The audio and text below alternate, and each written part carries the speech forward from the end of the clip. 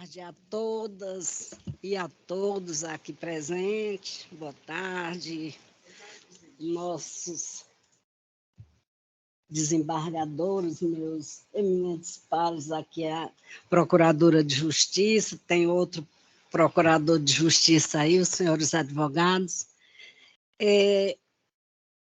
Antes de entrar nas discussões aqui, eu quero, dizer para todos que, na verdade, a minha presença hoje aqui como presidente não é só pela ausência do desembargador Washington, não. Quem seria para assumir corretamente aqui seria a desembargadora Iracema.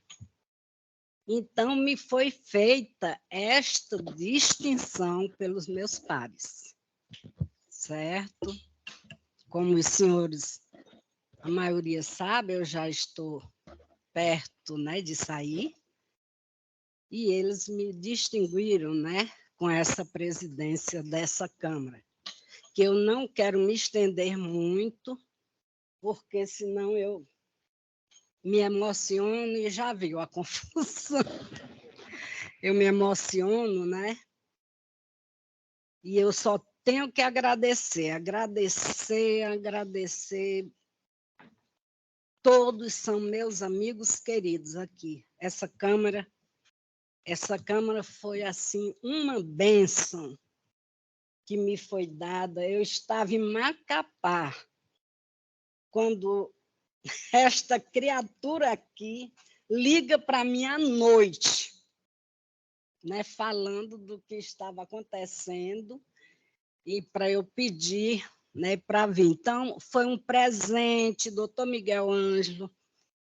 Eu que tenho início na Fazenda Pública, voltar a fazer esse retorno para o direito público. Então, foi um presente imenso, já naquele momento. E hoje é outro presente que eles me fazem, meus colegas me fazem, me reconhecem, e eu sou agradecida. Eu estou bem próximo de sair, e eu sei que eu já estou sentindo muito, desembargadora Joriza, que eu disse que estava muito preparada, e não é bem assim, mas a gente vai se ajeitando. Mas uma coisa eu tenho que dizer, eu vou sair com muita felicidade, sabe? Não por estar saindo, mas é porque tem tanta bem-querença ao meu redor, tanta coisa boa, que eu não posso de forma nenhuma sair triste, aquela história, vou sair para morrer. Não vou. Vou sair feliz, é a hora certa, tudo tem o seu tempo certo, doutora, A hora certa, o tempo de Deus, e a gente tem que seguir em frente. Pois é, então agradeço demais aos meus pares por essa distinção. Só agradecer, Deus lhes abençoe. Deus lhes abençoe. Então, declaro aberta a sessão ordinária de número 39 da Terceira Câmara de Direito Público do Tribunal de Justiça do Estado do Ceará, apresentando, no momento, a ata da sessão ordinária de número 38, ocorrida no dia 23 de 10 de 2023, para aprovação. Desembargadora. De acordo, presidente. Então, declaro aprovada. Aqui eu informo que ficaram as partes e os seus respectivos advogados cientes, por meio de publicação no Diário da Justiça Estadual, que os processos que foram submetidos ao sistema de voto provisório, não vou dizer desde quando iniciou-se, porque eu não lembro, com votação unânime, e que não tiver e que não tiveram destaque terão seus julgamentos tornados definitivos nos termos dos votos dos respectivos relatores. Vamos iniciar com os pedidos de sustentação oral. O primeiro processo do SAG é o de número 2, é uma apelação cível, segunda vara da comarca de Horizonte. Apelante Gerson Dibe do Nascimento Paulo. A sustentação será feita pelo Dr. Rafael de Souza Ferreira e Gerson Dibe do Nascimento Paulo. Apelado Erisvaldo de Souza Nascimento, este processo de minha relatoria. Já, inclusive, votado provisoriamente pelos desembargadores Luciano e Joriza. Doutor Rafael de Souza Ferreira está presente? Então, o doutor Gerson Dibe, né, que fará a sustentação oral. Pois não, o senhor terá os 15 minutos. O senhor dispensa a leitura do relatório? A senhora pode ler, por gentileza. Obrigada.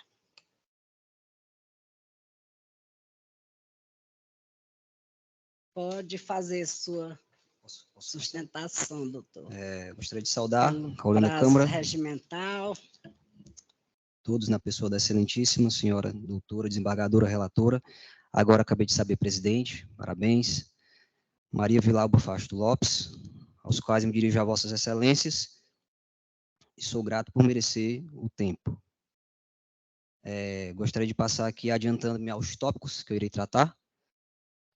No caso, nós temos uma apelação onde há uma demissão e não há nos autos e nem pelo órgão público municipal a demonstração efetiva do cometimento da irregularidade apontada. O servidor, no caso, foi demitido por um suposto abandono de cargo, mas vossas excelências verão que não há, em momento algum desse processo, tanto administrativo quanto no âmbito judicial, a demonstração de materialidade delitiva. Nós vivemos num Estado democrático de direito. E não é possível que alguém seja condenado, processado, sem que haja a materialidade daquilo que estão apontando ao mesmo. Pois não? Pois não? Porque esse processo, eu acredito, o senhor apelante, né? Sim. Então, esse processo vai de encontro à vontade do senhor, certo? Sim. A sentença julgou, a turma por unanimidade julgou o recurso prejudicado, sentença anulada de ofício e retorno dos autos à origem. Tudo bem. Então, fica aqui minha sustentação. Tá certo? Agradeço a Vossa Excelência, no caso, seria a minha primeira oportunidade diante dessa coluna da Câmara, não será mais. Muito obrigado, boa tarde. Boa tarde, doutor. E já saiu, né, bem. A segunda sustentação é do PJE. É o 18, né, desta pauta. É o processo de número 0197490, 24.2019, 10ª Vara da Fazenda Pública, apelação cível. Apelante Ferraz Engenharia Unipessoal Limitada e apelados Estado do Ceará e outros. A sustentação será realizada pelo Dr. Renato Holanda Lima. É um processo de minha relatoria também, já acompanhado provisoriamente pelos desembargadores Luciano e desembargadora Joriza. O doutor Renato Holanda Lima está presente? Então, vou só proclamar o resultado. A turma, por unanimidade, julgou o recurso não conhecido. O próximo, de número 22, é o processo de número 3, uma série de 3 zeros, né? 146/74, 2023, segunda vara civil da comarca de Canindé, apelação civil. Apelante Maria Sandra da Silva Cordeiro. São duas sustentações feitas pelo doutor Miguel Ângelo de Carvalho Pinheiro e a sustentação pelo doutor João Sérgio Gondim Feitosa Filho, apelados aqui à Câmara Municipal de Canindé e outros. Este processo tem como relator o doutor Francisco Luciano Lima Rodrigues. E também, neste processo, a desembargadora Joriz e a desembargadora Iracema já acompanharam o relator. Então, vamos passar a palavra, né, ao doutor Miguel Ângelo de Carvalho Pinheiro, perguntando se Vossa Excelência dispensa a leitura do relatório. Excelência, eu gostaria que fosse lido o relatório, por favor.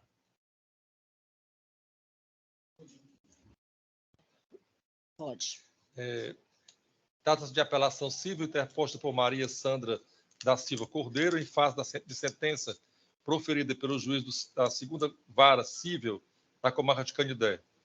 A ação, o ID de número 7630-019, ordinária, declaratória de nulidade com pedido de tutela antecipada, ajuizada por Maria Sandra da Silva Cordeiro, vereadora do município de Canindé, em face da Câmara Municipal de Vereadores de Canindé e do município de Canindé, objetivando a declaração por sentença de nulidade da parte da 20ª sessão ordinária da primeira sessão legislativa da 19ª legislatura da Câmara Municipal de Canindé, ocorrida no dia 8 de julho de 2022, especificamente quando votou em plenário a emenda à Lei Orgânica Municipal de número 32, de 14 de junho de 22, bem como o projeto de resolução 002/2022, que alteraram a Lei Orgânica do município e o regimento interno da Câmara, bem como, abre aspas, a declaração de nulidade de todos os atos subsequentes e posteriores praticados com fundamento nas citadas e espúrias alterações, restabelecendo a situação anterior em todos os seus termos. Fecha aspas. A sentença, o ID de número 7681183, por entender que a presente ação declaratória de nulidade foi utilizada como sucedâneo de ação direta de constitucionalidade, por pugnar vícios formais em textos de lei já publicados, o judicante decidiu nos seguintes termos, abre aspas, julga extinto o processo sem resolução do mérito, nos termos do artigo 485, inciso 4 e 6 do CPC de 2015, ficando prejudicadas as demais questões. Condena a parte autora nas custas e despesas processuais que não foram devidamente recolhidas, sem honorários, pois ausente a pretensão resistida. Publique-se resiste em time, só optando a parte autora por não apresentar recurso voluntário, deve-se recolher as custas processuais no prazo de 15 dias, sob pena de inscrição na dívida ativa. Fecha aspas. Razões do recursais, ID 7630037. Em síntese, requer o apelante a reforma da sentença para julgar procedente a ação, abre aspas, a fim de que seja declarada nula a votação e a aprovação em plenário do projeto de emenda à Lei Orgânica do município de Canindé, de número 32/2022, bem como o projeto de resolução 0022 de 2022, que propôs alteração no regimento interno da Câmara Municipal de Canindé, ocorridas durante a 20ª sessão ordinária de 8 de julho de 22. Como consequência, sejam também declarados nulos todos os atos subsequentes e posteriores praticados em razão das citadas alterações, restabelecendo sua situação anterior, fecha aspas. Contra razões da Câmara Municipal de Canindé, ID 7630055, e do município de Canindé, ID 7630050, pugnam pela manutenção da sentença de improcedência.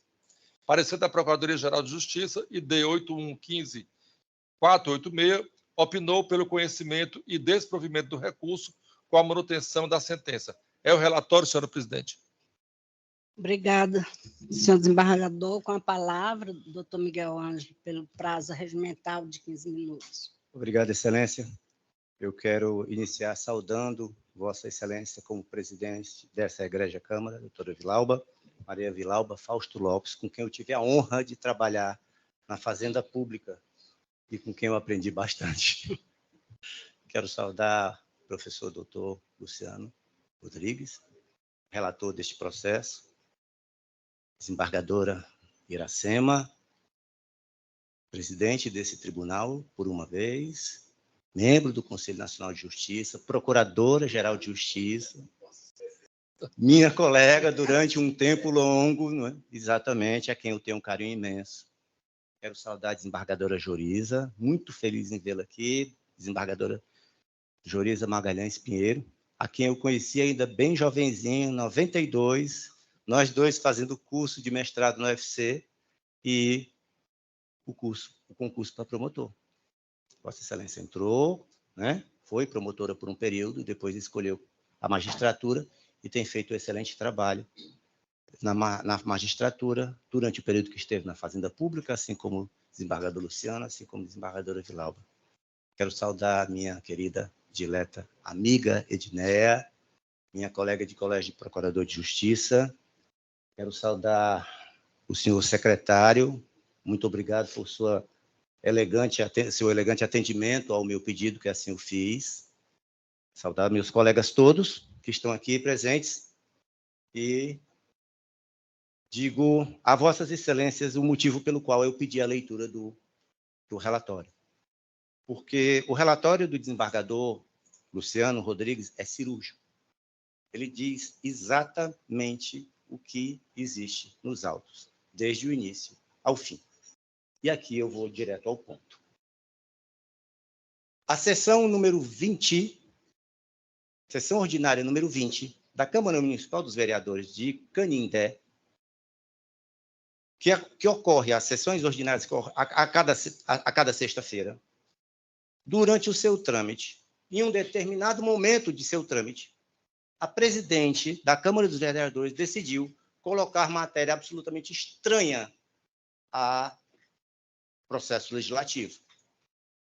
Decidiu, no meio, durante a sessão, colocar uma matéria referente à modificação da lei orgânica do município e modificação do próprio regimento interno, em desrespeito ao devido processo legislativo.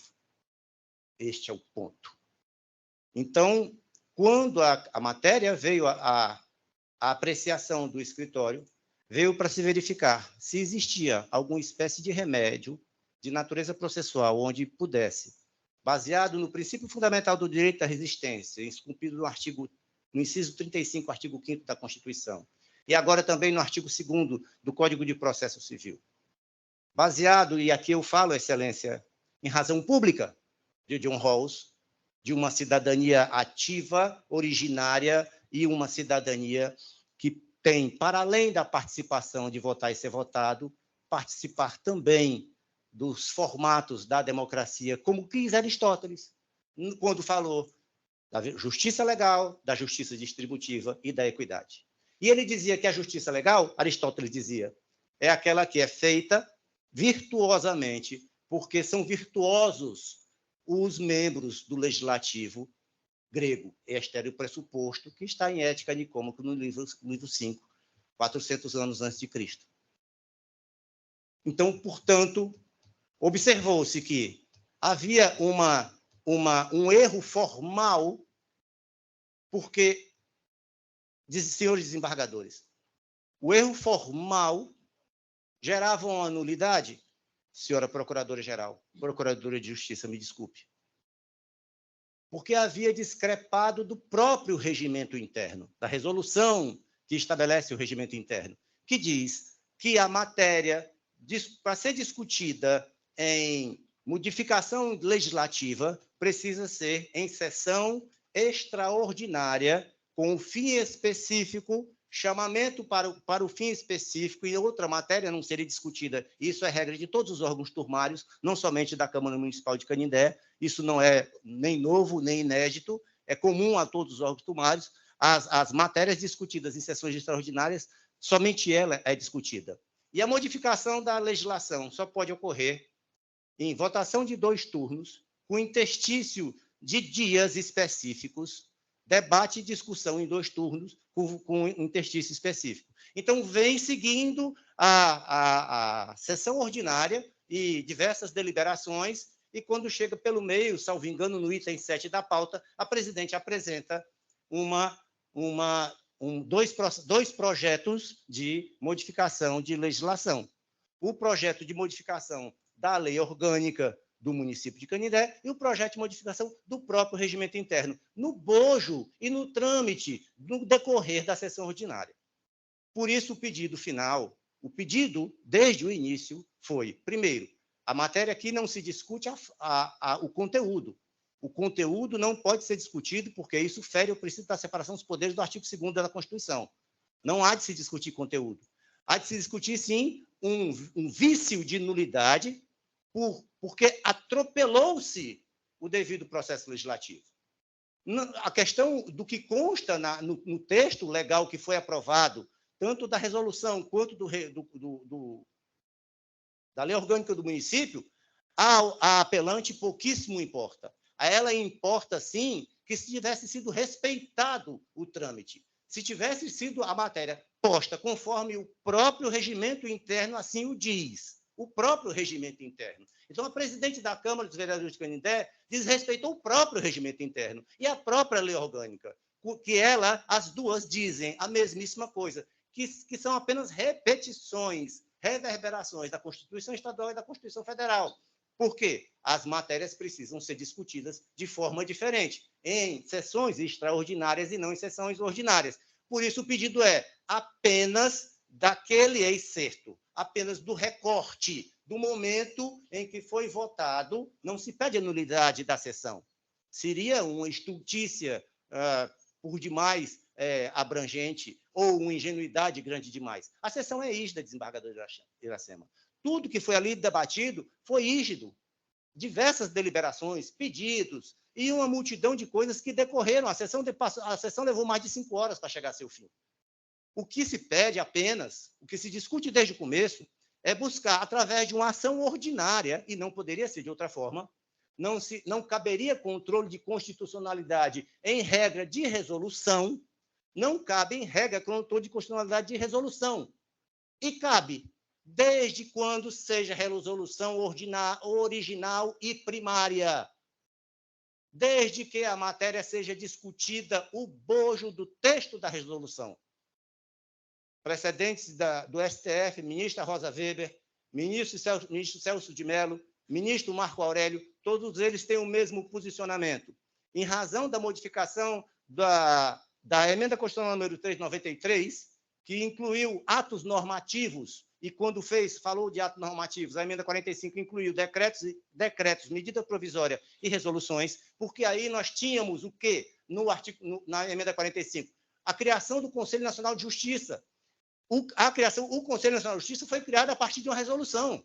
Então, ela é uma resolução, sim, mas tem força normativa de lei, se equipara à lei e, portanto, merece controle, porque ela vem diretamente de um preceito constitucional. O preceito constitucional que criou o Conselho Nacional de Justiça, então, foi feito através de uma resolução, e feita a resolução nestes termos, aí sim, o teor da norma do Conselho Nacional de Justiça pode ser discutido, e, de fato, foi, numa ação direta de inconstitucionalidade, cujo voto emblemático e maravilhoso foi feito pelo ministro César Peluso, quando ele disse que era constitucional a existência do Conselho Nacional de Justiça através de uma resolução. Porque aquela resolução ela era tida como ato normativo primário e originário, vindo diretamente de um texto constitucional. Portanto, o preceito constitucional de natureza fundamental é que deu vida, trouxe à luz aquela resolução.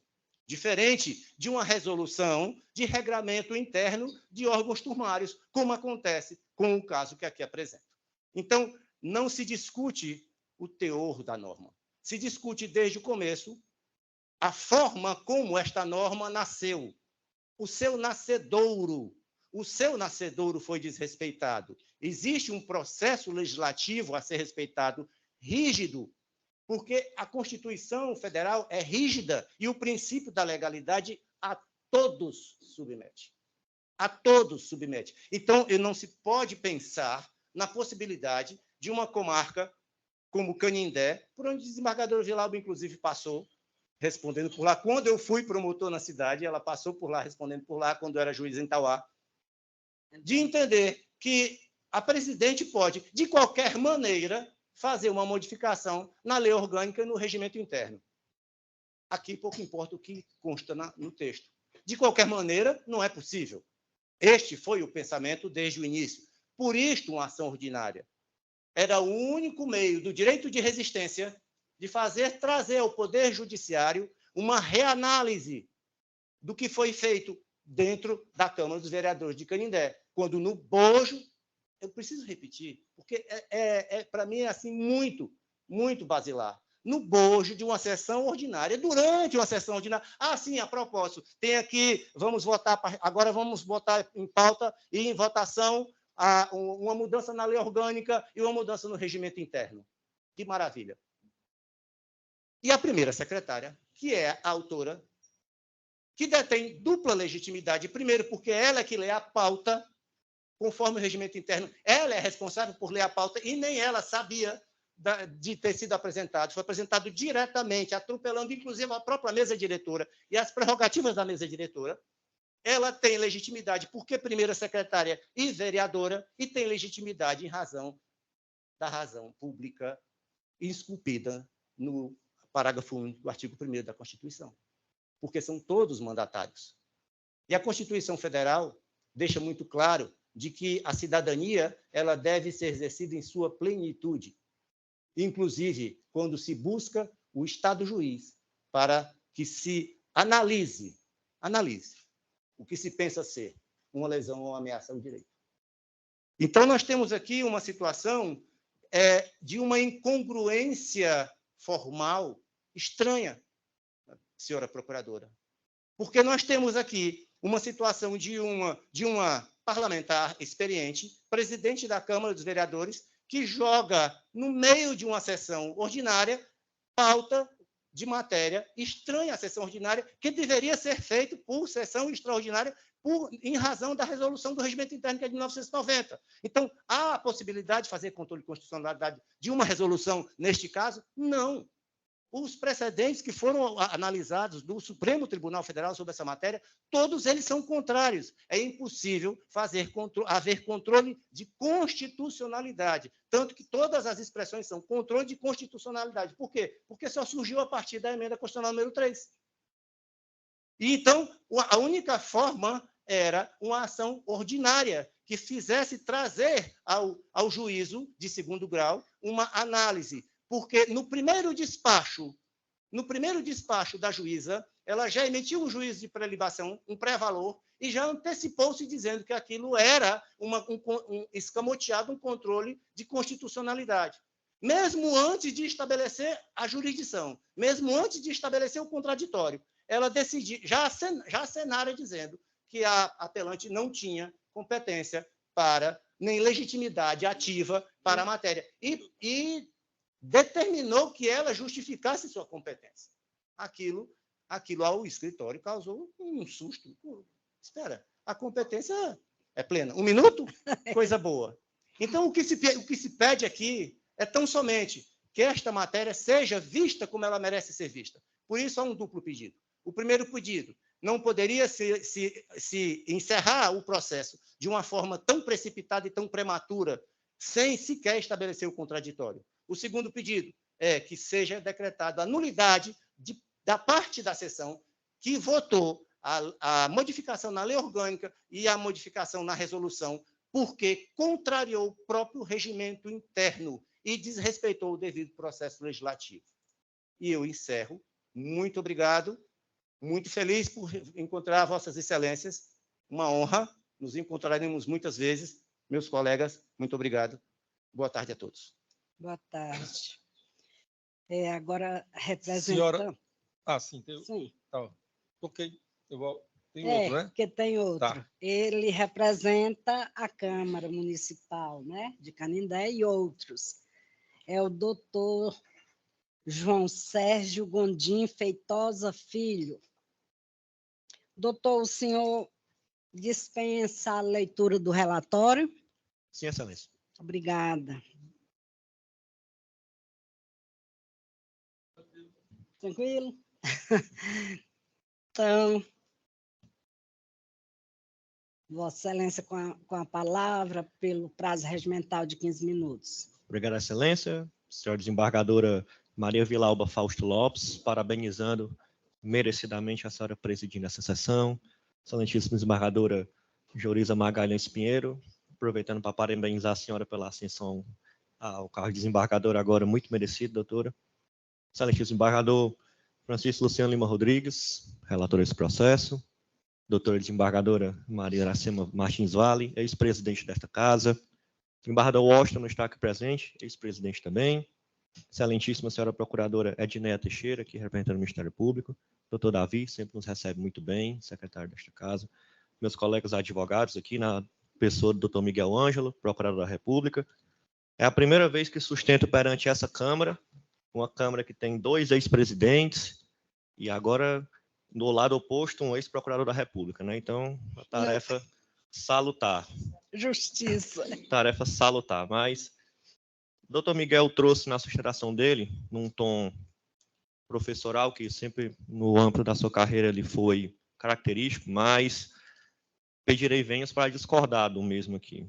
Faz parte do debate jurídico, né? Como eu estava conversando com ele antes. Nós não somos adversários, apenas estamos lados opostos, temos pensamentos distintos. Por que, desembargador Luciano? A presente demanda, ela se trata de uma ação declaratória de nulidade. Por que eu vou frisar isso, pedir que o senhor guarde essa informação? Como o doutor Miguel falou, trata-se de uma questão de discordância que ocorreu numa sessão da Câmara de Canindé, onde era tratado a emenda à lei orgânica número 32, no dia 14 de junho do ano passado, 2022, bem como um projeto de resolução numerado de 00-2022, da alteração da lei orgânica e do regimento interno.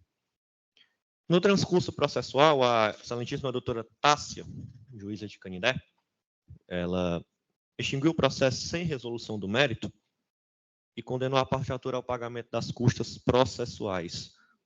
Prontamente foi protocolada a apelação, que veio até a Câmara aqui dos senhores.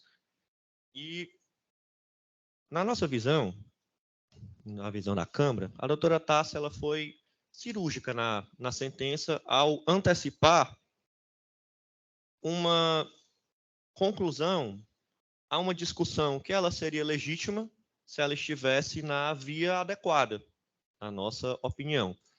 Tanto que, procuradora Edneia, a própria Procuradoria, no ID 81.15.486, já entendeu em concordar com a tese que agora eu apresento para Vossas Excelências e manter o recurso de apelação improvido, e a sentença é conservada. Por quê? Justamente, desembargador Luciano, pela inadequação da via eleita. Porque a pretensão revestida da declaração de nulidade por vício formal é, em verdade, um pedido de declaração de constitucionalidade, o que é incabível por meio do controle difuso de constitucionalidade. Logo, a apelante ela busca declarar a nulidade de um ato normativo se valendo da via ordinária da ação direta de constitucionalidade, o que é inadmitido pela jurisprudência, como Vossas Excelências sabem mais do que eu. Dessa maneira, a própria doutora Tássia, na sentença, eu só peço venhas para recitar o que lá está escrito. Ela diz, abre aspas, frisa-se que apesar de se intitular ação declaratória de nulidade, é evidente, neste caso, que está sendo usada como sucedâneo da adição direta de constitucionalidade, ou seja, um ADIM. Contudo, a impugnação de vícios formais e projetos de lei, após a publicação da legislação, autoriza tão somente a proposição do ADIM, da ação direta de inconstitucionalidade. Por isso, o nosso ordenamento jurídico, desembargador Iracema, ele adota a tese de uma lei declarada inconstitucional seja considerada nula de pleno direito, reconhecendo-se a inconstitucionalidade com efeito ex tunc. Ou seja, desembargador Vilauba, retroativos, eliminando a lei do ordenamento jurídico assim, desembargador Joriza. E, não obstante, muito embora os argumentos apresentados aqui, muito bem sustentados pelo Dr. Miguel Ângelo, visa a declaração incidental de inconstitucionalidade de propostas que modificariam a lei orgânica e o regimento interno do município de Canindé na sessão extraordinária em questão. Denota-se causa de pedir a inexistência de caso específico ou situação concreta capaz de ensejar o controle de constitucionalidade difuso, tratando-se de verdadeira tentativa de exame de constitucionalidade, o que, como nós repetimos aqui, desembargador Vilauba, é uma inadequação da via eleita, logicamente, na nossa interpretação. E sobre isso, como foi citado pelo meu colega, existem precedentes do STF que corroboram com a tese, se ela for bem apresentada, mas também discordam. Como dito, é o controle concentrado de competência realizado pelo STF, acabei de citar, em que reivindica a declaração de inviabilidade da lei em tese, sem envolvimento de partes e discussão do direito subjetivo. Nesse diapasão, eu trago aqui para Vossa Excelência o ensinamento do ministro Alexandre de Moraes, ele ao discursar sobre o controle de constitucionalidade concentrado. Rapidamente, por meio desse controle, procura-se obter a declaração de constitucionalidade da lei ou do ato normativo em tese, independente da existência de um caso concreto, visando-se a obtenção da invalidação da lei, a fim de garantir-se a segurança nas relações das normas jurídicas, que não podem ser baseadas em normas institucionais. A declaração da inconstitucionalidade, portanto, é o objeto da principal ação da mesma forma que ocorre nas Cortes Constitucionais Europeias, diretamente do ocorrido no controle difuso, característica do sistema norte-americano. Na presente hipótese, que concatena com o que o ministro aduz, a pretensão jurisdicional se dirige diretamente ao ato normativo, e não contra algum caso específico. Ou seja, a apelante, ela pretende, por meio da ação, a realização do controle de constitucionalidade concentrado, o que não é permitido, desembargador Luciano. Não nesta via eleita, desembargador Joriza. Não na nossa opinião. Dessa forma, desembargador Jacema, sabemos que o percurso processual de um ato legislativo não pode ser atacado na via eleita, que é, como eu disse, ação declaratória de nulidade. Por inexistir no nosso ordenamento jurídico brasileiro a possibilidade de obter nulidade de lei por vício formal relativa a direito no processo legislativo. Como questão principal, uma vez que o caminho correto determinado pela Constituição Federal é o controle concentrado de constitucionalidade. Esse é o motivo que me leva a discordar do excelentíssimo procurador que esteve aqui antes de mim. Portanto, excelentíssimo relator, estando claro que as alegações da parte apelante possuem fundamento fático e sólido, para tanto, com base na ampla jurisprudência e doutrina, reitera-se pela manutenção e cólome da sentença de ID 59073386 e pelo julgamento totalmente improcedente da presente demanda. É assim que sustenta, desembargador. Procurei ser o máximo, o mais conciso e direto possível, desde já agradecendo a atenção de Vossa Excelência. Obrigada, doutor. Desembargador Luciano, Vossa Excelência. Pois não, presidente. Considerando que os meus pares já leram, já tiveram acesso ao voto e já votaram, e apesar da citação oral muito bem feita por ambos os advogados, eu peço permissão a Vossa Excelência para ler apenas a ementa. Pois não. Constitucional, processo civil, apelação civil em ação declaratória de nulidade com tutela provisória de urgência, vereador do município de Caucaia, de Candidatos, porque você vai falar de Caucaia hoje, certo? Alegação de vícios formais na aprovação de emenda à lei orgânica municipal e de resolução que alterou a lei orgânica e o regimento interno da Câmara Municipal de Canindé. Textos legais já publicados. Verdadeira pretensão de controle de constitucionalidade concentrado de norma legal. Sentença de extinção do feito sem julgamento do mérito. Inadequação da via eleita, utilização da demanda ordinária como sucedâneo da ação direta de constitucionalidade. Impossibilidade. Precedentes, recurso conhecido e desprovido. Sentença mantida. É como voto, senhora presidente. Bom, como eu já falei anteriormente, né, Vossa Excelência já foi acompanhado nesse voto pelas desembargadoras Joriza e Iracema Então, só proclamando o resultado aqui, a turma, por unanimidade, julgou o recurso conhecido e desprovido. Boa tarde. O processo de número 28 da pauta, né? O processo é o de número 3, uma série de 4064/14/2023, segunda vara da comarca de Boa Viagem. Agravo de instrumento, agravante Paulo Roberto de Oliveira Alves.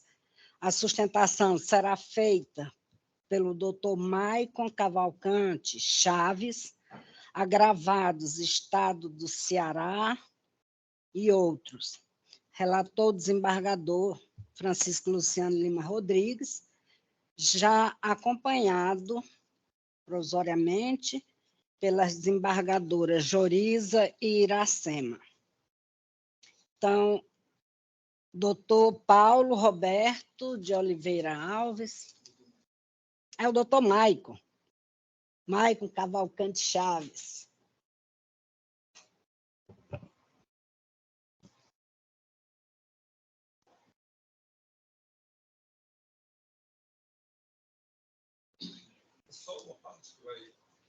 Só. Boa tarde. Boa tarde. Doutor, o senhor dispensa a leitura do relatório? Sim, Excelência. Com a palavra, pelo prazo regimental de 15 minutos. Vossa Excelência. Gostaria de saudar a todos, né, em nome do preclaro relator Francisco Luciano, saudar também a todas as mulheres, também agora a presidente, parabenizá-la por essa condução, desembargadora Vilauba. Eu gostaria de ser breve e direto nesse ponto, onde desde já agradeço a atenção de todas e de todas. Excelência, nós estamos aqui sobre um caso que, pelo tema, essa Câmara já tem debatido muito em vários julgados, mas sempre temos aquela máxima de que cada caso é um caso e deve ser lido e debatido de acordo com a sua particularidade. Imaginemos, e aí eu gostaria da compreensão de Vossas Excelências, que nós precisaríamos provar o óbvio. Provar que sou advogado, provar que Vossas Excelências são desembargadores e desembargadoras, provar que esta beca é preta, provar que esta folha é branca, nos traria um grande constrangimento. E é este constrangimento que nos move a estar aqui hoje, representando um agravante, onde ele precisa passar por um processo judicial, por uma batalha judicial, para provar aquilo que é óbvio, que ele é uma pessoa parda. Tudo bem que nós consideramos a autodeclaração, o IBGE considera isso, e tudo bem que o processo de heteroidentificação foi validado pelo Supremo Tribunal Federal como uma etapa legal, desde que não faça uma seleção racial, mas nós precisamos acabar, e esta Câmara tem ajudado muito este debate, acabar com aquilo que nós acabamos de chamar de seleção racial, onde 3, 4 pessoas se reúnem, portas fechadas, e decidem se essa folha é branca, mas pode ser chamada de neutra, se essa capa é preta, pode ser chamada de escura.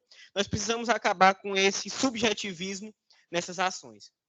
E é por isso, Excelência, que aqui eu trago de forma direta 2 pontos que precisam ser relatados nessa questão sobre o perículo in mora e sobre a probabilidade do direito do agravante. A probabilidade do direito do agravante está repousada nos autos em inúmeros documentos. Além da decisão ser genérica e infundada, como esta Câmara já se dá quase que rotineiramente com decisões desta maneira, a decisão que está aqui em apreço, em atenção a Vossas Excelências, eu fiz questão de distribuir cópias ao eminente relator, ela é uma decisão genérica e infundada, mas que busca desvirtuar o que esta Câmara tem feito àqueles que precisam da legalidade na heteroidentificação. Esta Câmara tem debatido e combatido, e aqui eu gostaria de parabenizar, todas as decisões genéricas que acabam por tirar o sonho do concurseiro em ter acesso a seu cargo público. Mas decisão genérica, Excelência, o que a Sebrasp vem fazer nesse processo é usar a decisão genérica, colacionar diversas jurisprudências, doutrinas, palavras, frases, com o intuito de dizer, não, minha decisão não é genérica, está aqui minha decisão. Tem 5.000, 10.000 caracteres. Mas o que se extrai, Excelência, quando se insurge sobre esta decisão, não se responde, que é a pergunta fulcral. Por que o agravante não é considerado pessoa parda? Podemos ler, reler, E o interessante também, quando a gente fala em decisão genérica e infundada, que essa Câmara tem debatido, é que a mesma decisão que eliminou este candidato foi replicada, praticamente ipsis literis, em outros casos. Em 3, 4 casos que os agravantes foram eliminados. Doutor Maicon, mais uma vez, né, eu aqui cortando a palavra dos senhores, mas neste caso aqui, o desembargador Luciano, né, ele vota no que acode, certo, a pretensão do senhor. Ótimo. Né? Então, ele diz aqui o resultado é a turma, por unanimidade, julgou o recurso conhecido e parcialmente provido. E o parcialmente provido, eu vou dar, né, a palavra Perfeito. aqui para o desembargador confirmar. Obrigado. Não. Não. Mas é parecido, a cor de pele é quase que a mesma. Bom, na realidade, desembargadores, eu estou aqui com a decisão da banca examinadora e, de fato, tem três parágrafos, né, em que ele fala o que é que são as comissões de heteroidentificação, o que é que o edital trata e qual é a finalidade da comissão, mas numa linha, menos de uma linha e meia, ele diz assim: observa-se que o tom da pele não condiz com o esperado fenótipo da raça, assim como nariz, lábios, formato do rosto ou cabelos. Por essa razão, reitera-se a decisão da banca pela negativa da cota racial. Então, de fato, eu sei que é uma matéria difícil, certo, de fixar, mas ela precisa ser explicada dentro de um aspecto em que ele diga por que ele optou. Porque não pode ficar restrito a um conhecimento comum de qualquer um de nós que não é expert na matéria. Ele tem que me dizer por que é que ele optou por isso ou por aquilo. Então, nesse aspecto aí, eu vou deferir o recurso de agravo de instrumento. Agora, ele me pede, se não me falha a memória, ele me pede para fixar pontuação e mantê-lo nas etapas do certame. É isso? Isso. Pronto. Então, nesse pedido aqui, eu voto no sentido apenas de refazer o novo exame, né? O novo exame, determinando que a fundação ela diga, de fato, quais foram os elementos que levaram a deferir ou a indeferir. Eu não quero aqui um resultado. Eu quero aqui que ela me diga quais foram os elementos que ela utilizou para chegar no que ela decidiu. Que é o que me cabe aqui. Sim. Ok? Pois não, senhora presidente. Não, tudo bem. Então, o resultado é que a turma, né, por unanimidade, julgou o recurso, o agravo de instrumento, né, conhecido e parcialmente provido neste aspecto. Muito obrigado.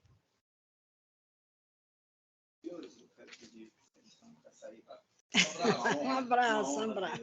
Tá. Até a próxima. O 63, também, PJE, é o processo... esse aqui foi adiado, e eu ia falar, Davi, ia ler aqui o número do processo, né, o 0220-46858-2020.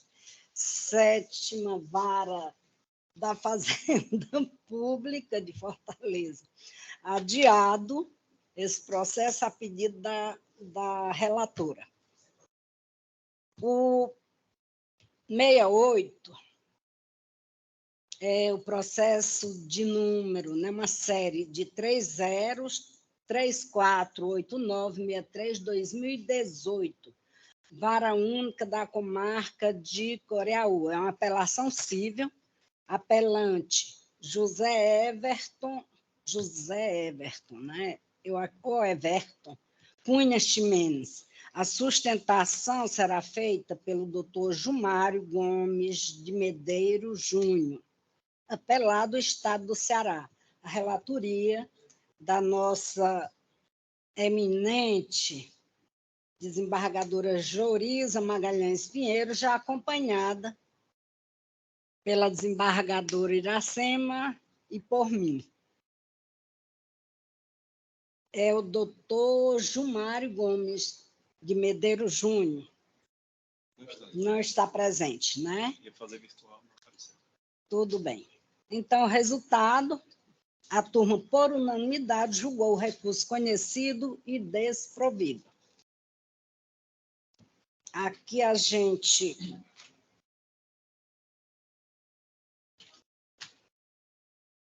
Aqui tem um agravo... Não, aqui é uma apresentação de voto vista, né? A gente vai ao número 1, agravo de instrumento. O processo de número 0628.552.78/2023, 7ª Vara da Fazenda Pública, agravante Estado do Ceará, agravado espólio de Paul Gerard Urbitz de Almeida. É o SAG, é o número 1. Do SAG, é. Eu sou a relatora, né, deste processo. Os advogados aqui são o doutor Leonardo Vandenberg Lima Batista e o doutor Alexandre Diogo de Saboia Cruz. Em síntese, na Presidente, sessão... só para poupar a sua... Tá, ótimo. Eu só concluí a revisão desse voto já perto do almoço. Certo. E eu não quis colocar, que o senhor não teria um tempo de analisar. Tudo bem. Aí fica para a próxima sessão, que é dia 6, não é isso? 6 de novembro. Peço desculpas, mas preferi não submetê-los a um documento na última hora. Tudo bem. E o 34 eu vou acompanhar a relatora, não havia votado ainda. Tá certo. Aqui o de número 3 ficou adiado, né, para o 942. Exatamente. É o processo de número 025934159159/2022. Terceira Vara da Infância e Juventude da Comarca de Fortaleza, apelante Estado do Ceará, e apelado José Cauã Araújo Cruz. O advogado é o doutor Felipe Frota Silva Guimarães. Adiados SAGE. O processo de número... É uma apelação cível de número 021-5245. Aliás, eu digo só o número mesmo, né, da pauta. É o processo de número 8, 9, 14, 21, 22, 26, 38,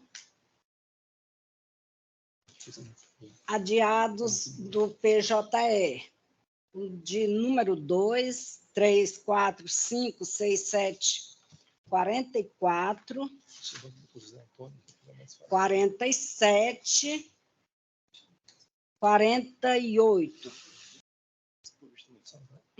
63, que a senhora se referiu naquela hora. Sim. Como a senhora tinha falado? Eu já havia mencionado, né? Aqui retirado de pauta do PJE, o 85. 85. Só confirmando.